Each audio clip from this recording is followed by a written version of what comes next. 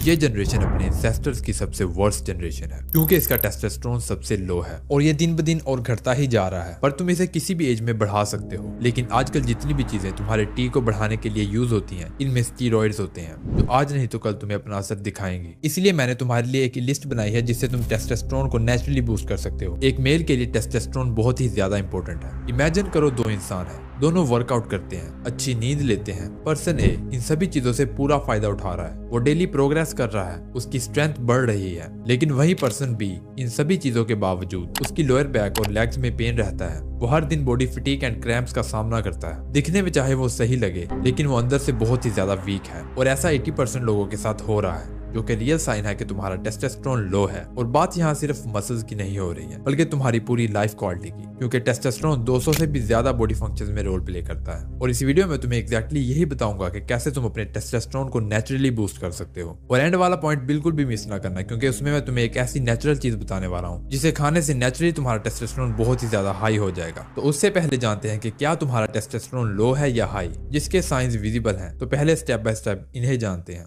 Sign number 1, erectile dysfunction and low morning wood. अगर तुम्हें morning would नहीं होता है या होता भी है तो बहुत वीक होता है, तो ये क्लियर साइन है कि तुम्हारा टेस्टोस्टेरोन लो है। पहले जानते हैं कि इरेक्शन होता कैसे है। तुम्हारे प्राइवेट पार्ट के अराउंड वेन्स होती हैं। जब इन वेन्स में ब्लड सर्कुलेट होता है तो तुम्हें इरेक्शन होता है। अब सुबह के वक्त तुम्हारा टेस्टोस्टेरोन सबसे ज्यादा हाई होता है, इसलिए तुम हाई इरेक्शंस फील करते हो, जो कि इंडिकेट करता है कि तुम्हारा ब्लड फ्लो हाई है और तुम्हारा टेस्टोस्टेरोन हाई है। अगर तुम्हें मॉर्निंग इरेक्शंस नहीं होते हैं, इसका मतलब है कि तुम्हारा ब्लड सर्कुलेशन और नर्व सेंसिटिविटी वीक है और तुम्हारा टेस्टोस्टेरोन स्ट्रेस वगैरह की वजह से रिलीज नहीं हो पा रहा। वर्स कंडीशन क्या हो सकती है?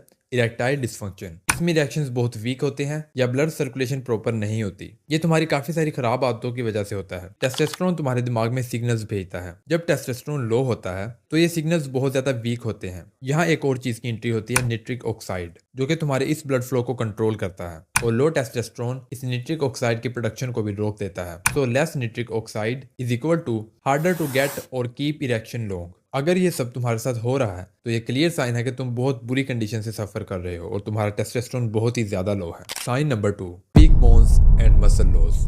लो टेस्टोस्टेरोन वाले इंसान की हड्डियां वीक होती हैं और मसल्स अंदर को चिपके होते हैं। इससे पहले तुम अपने जेनेटिक्स को बुरा भला कहो, ये जान लो कि अगर तुम्हारी उम्र 35 से 40 साल से कम है और तुम्हारी बॉडी दिखने के साथ साथ इतनी वीक है कि तुम नॉर्मल टास्क भी बहुत मुश्किल से परफॉर्म कर पाते हो, तो ये क्लियर साइन है कि तुम्हारा टेस्टोस्टेरोन बहुत ही ज्यादा वीक है। एक सर्टेन एज के बाद वीकनेस फील करना एक नेचुरल प्रोसेस है। इस उम्र से पहले तुम जितना भी चाहो अपने आप को स्ट्रॉन्ग बना सकते हो, पर उसके लिए तुम कोई एक्शन ही नहीं लेते, उल्टा अपने टेस्टोस्टेरोन को दिन ब दिन घटाते जा रहे हो। इसलिए आज बॉडी फटीग, क्रैम्प्स का पड़ना, बोन्स और मसल्स का वीक होना, इन सभी चीजों को आम समझा जा रहा है। तो एक्सक्यूज बनाना बंद करो, इस चीज को एक्सेप्ट करो। Sign number 3, chest fat and belly fat. अगर तुम्हारे चेस्ट के राउंड और बेली के राउंड एक्सेसिव फैट जमा हो रखी है तो ये क्लियर साइन हो सकता है कि तुम्हारा टेस्टोस्टेरोन लो है, क्योंकि फैट प्रोड्यूस करता है अरोमाटेज को और अरोमाटेज टेस्टोस्टेरोन को एस्ट्रोजन में कन्वर्ट करता है। और तुम्हें तो पता है एस्ट्रोजन एक गर्ल्स हार्मोन्स है जो कि मर्द के लिए अच्छा नहीं है। अगर एस्ट्रोजन तुम्हारी बॉडी में बहुत ज्यादा बढ़ जाएगा तो तुम्हारी चेस्ट के अराउंड बहुत ही ज्यादा फैट बढ़ने लग जाएगा, जिसकी वजह से तुम्हारी पफी चेस्ट होती जा रही है। जिन लोगों में टेस्टोस्टेरोन हाई होता है उनकी बॉडी फैट को बहुत जल्दी बर्न करती है और मसल्स को विजिबल करती है। अगर तुम्हारी बॉडी में ओवर कंट्रोल्ड फैट जमा होता जा रहा है तो भाई इस चीज को पहले ठीक करो।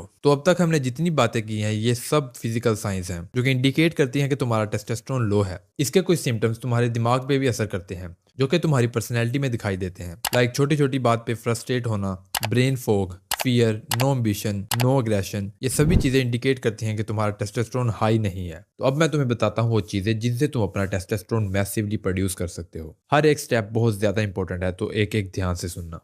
नंबर 1, हमारी बॉडी के 90% फंक्शंस तुम्हारे सोने के दौरान होते हैं। तुम्हारी मसल्स रिकवरी, ग्रोथ हार्मोन, सबसे इंपॉर्टेंट टेस्टोस्टेरोन, स्लीप और टेस्टोस्टेरोन एक साइकिल में काम करते हैं। अगर तुम्हारा टेस्टोस्टेरोन लो होगा तो तुम्हारी स्लीप क्वालिटी डिस्टर्ब होगी, और अगर तुम सोओगे ही नहीं तो तुम्हारी बॉडी टेस्टोस्टेरोन कैसे प्रोड्यूस करेगी। तो तुम्हें अपनी स्लीप क्वालिटी को बेहतर करना है, जिसे बेहतर करने के लिए मेलाटोनिन तुम्हारी हेल्प करेगा, जो कि रिलीज होता है डार्कनेस में। अगर तुम रात तक ब्लू लाइट यानी कि मोबाइल यूज करते हो तो ये कहना गलत नहीं है कि मोबाइल फोन इनडायरेक्टली तुम्हारे टेस्टोस्टेरोन को किल कर रहा है। तो अगर तुम अपने टेस्टोस्टेरोन को नेचुरली और फ्री में बूस्ट करना चाहते हो तो 7 से 8 घंटे की नींद पूरी लो। और नींद को बेहतर लेने के लिए तुम्हें अपने मोबाइल को स्विच ऑफ करना होगा और सोने से पहले इसे कहीं दूर रख दो और फिर अपने बिस्तर में लेट जाओ। कुछ ही दिनों में तुम्हारी स्लीप क्वालिटी बेहतर हो जाएगी और तुम्हारा टेस्टोस्टेरोन भी नेचुरली प्रोड्यूस होने लगेगा। Number 2, Kegel exercise.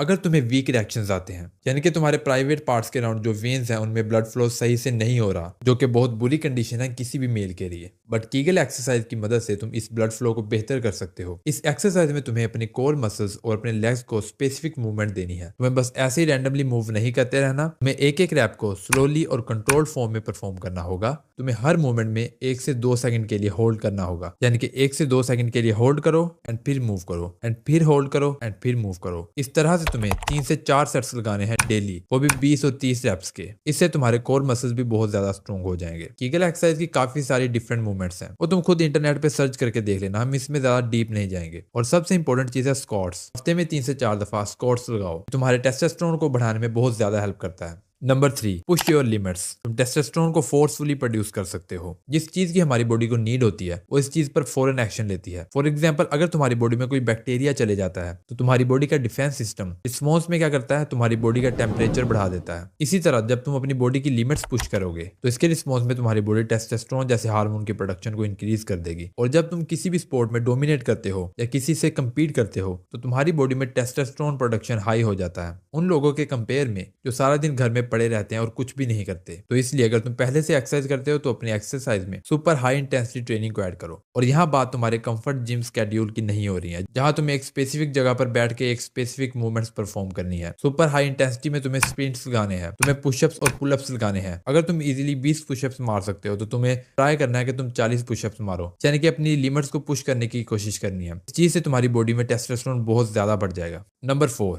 न्यूट्रिशन। भाई, न्यूट्रिशन सबसे इंपॉर्टेंट चीज है जिसे आज हम लोग निगलेक्ट कर रहे हैं। मैंने इस वीडियो में बहुत अच्छे से एक्सप्लेन किया है तुम्हें कौन कौन से न्यूट्रिएंट्स चाहिए और कितनी डेली रिक्वायरमेंट्स पूरी करनी है। तो इस वीडियो को खत्म हो गए तुम वो देख लेना। और हाँ, मुझे बहुत सारे कमेंट्स आए थे कि भाई मैं वेजिटेरियन हूँ और मुझे वेजिटेरियन डाइट बताओ। तो मेरे भाई, सच्चाई ये है कि वेजिटेरियन डाइट से प्रोटीन लेना बहुत ही मुश्किल है। अगर कोई नेचुरल सोर्स है भी तो वो तुम्हें डाइजेशन इशू बहुत ज्यादा दे सकते हैं, इसलिए मैं डायरेक्टली कोई चीज नहीं बताता। इस सूरत में तुम ज्यादा से ज्यादा एग्स खा सकते हो और दूध पी सकते हो और सप्लीमेंट्स ले सकते हो।